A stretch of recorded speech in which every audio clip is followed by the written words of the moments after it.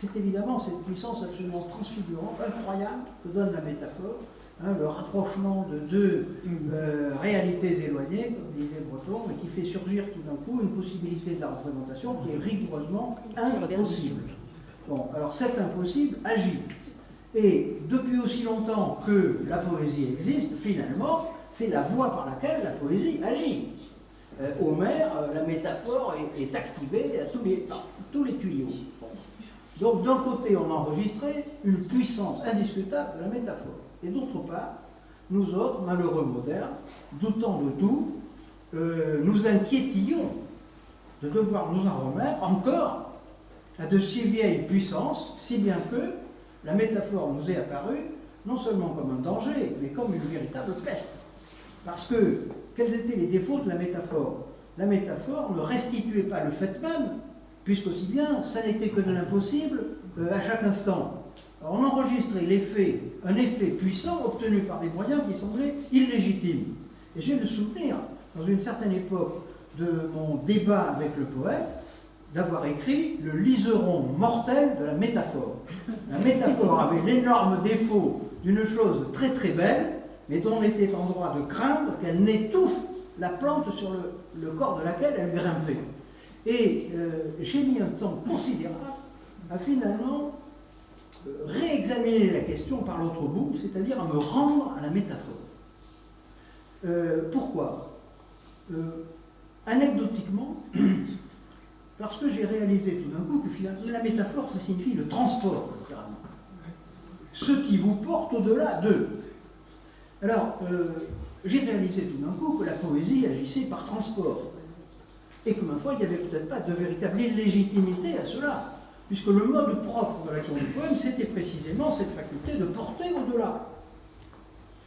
Et je me suis réconcilié avec la métaphore tout à fait le jour où, voyageant en Grèce, j'ai été doublé sur l'autoroute par un camion sur lequel il était écrit « Métaphoros ».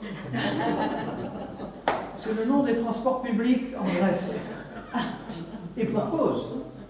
Effectivement, voilà des moyens de transport qui disent honnêtement ce qu'ils font.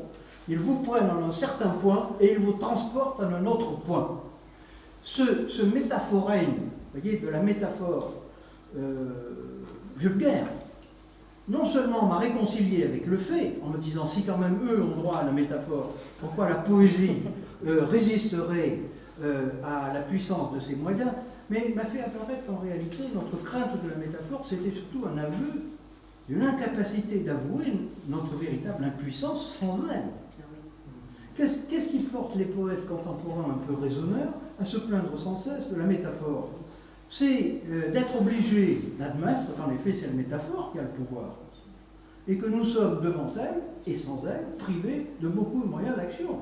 Si bien que cette concurrente dangereuse nous paraît haïssable lorsqu'elle possède des pouvoirs que sans elle nous n'aurions pas.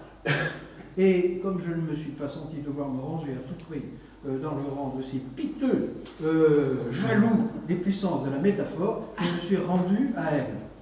Et ça, c'est une conversation que nous n'avons pas eue avec Bonnefoy, parce que il me semblait que lui aussi s'était plus ou moins résigné quand même à admettre que la métaphore était l'une des voies du poème. Mais, avec beaucoup de réticence. Alors, non, mais non seulement avec beaucoup de réticence, mais en fait, il ne s'y était pas vraiment résigné. Alors que pour moi, je me rends volontiers à la métaphore. Je pense que, en fait, l'état métaphorique est une sorte de lieu fatal du poème. Le poème agit métaphoriquement. Pour parler comme Borher, par transport. Mais il y a un très très beau texte de Borher qui a été publié dans une petite revue publiée à Saint-Étienne par une association de théâtre qui a une petite revue, je ne me rappelle plus bien le nom, dans laquelle Borher dit finalement le poème, c'est la noèse avec transport. Et c'est exactement ça.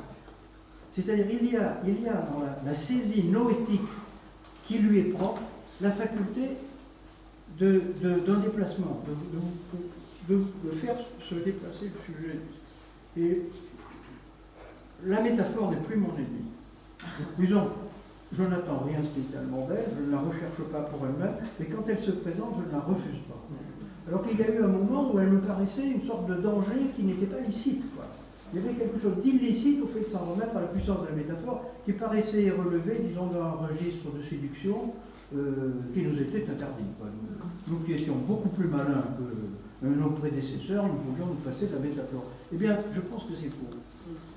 Et lorsque je vois monter la métaphore chez Homère, je remercie. Par franchise. Béatrice. Pardonnez-moi. Oui, par rapport à Bonnefoy, il y a deux temps en fait. Il y a un premier temps qui est vraiment la défiance et ensuite la disculpation, il le dit lui-même.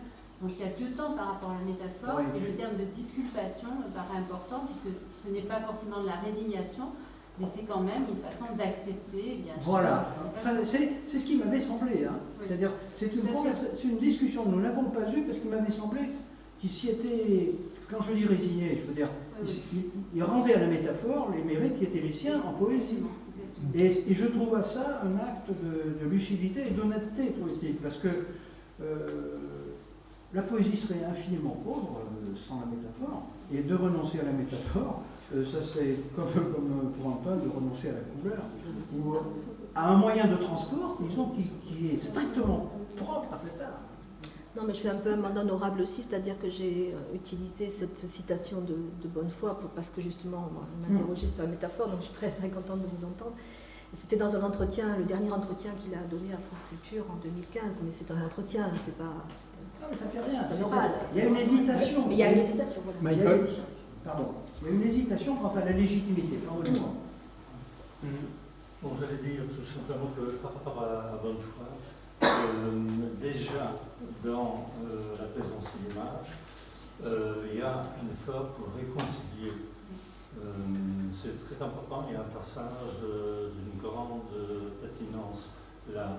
Deuxième remarque, il y a un peu des livres là, dans les éditions VVV, Moyen de transport de Jacques Réda.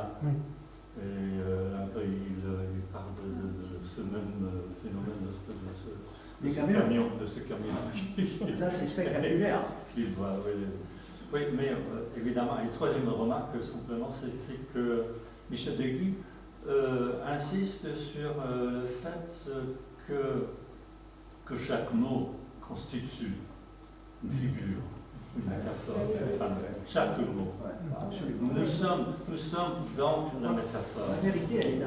Oui. La vérité, elle est là. En fait, la Dans métaphore est partout. Dans le méta, on a côté. L'expression de Bonnefoy, exactement, c'est un mal nécessaire. Donc il y a quand même une réticence. C'est un mal nécessaire. L'image apparaît comme une métaphore. Est-ce que c'est... Non, je cite... voilà. Oui. Oui, je ne vais pas reprendre ce que Lacan a pu dire sur la métaphore, hein. Ce serait de la redite. Mais tu citais Noël et transport, il m'est venu cette image que non seulement la poésie transporte, mais sauve aussi, comme une arche de Noé. C'est l'idée, quoi. Votre nom, s'il vous plaît. Mesclier. Oui. Je ne sais pas, il me vient à l'esprit le souvenir d'un texte de Babéniste sur le rhythmos grec. L'étymologie grecque du rythme. Et à propos du langage, nécessité pour l'articulation du langage. Et du rythme dit, dans les textes grecs anciens, à propos de la danse et du chant, le rythme c'est ce qui fait coupure, nécessaire scansion, et le langage ne peut pas se passer de cette notion fondamentale. Et là, je crois qu'on retrouve ce concept de rythmos au sens de Babéniste. C'est un des textes qui ont été publiés très tardivement, après sa mort, bien sûr. Oui, c'est l'édition de Babéniste est aussi très très présente. L'étymologie, c'est forme stable d'un flux, donc il y a coupure, et il y a aussi retour sur la coupure. Et il n'y a pas seulement la coupure, il y a quelque chose qui revient sur la coupure. D'autres attentions? Ça arrête la vie?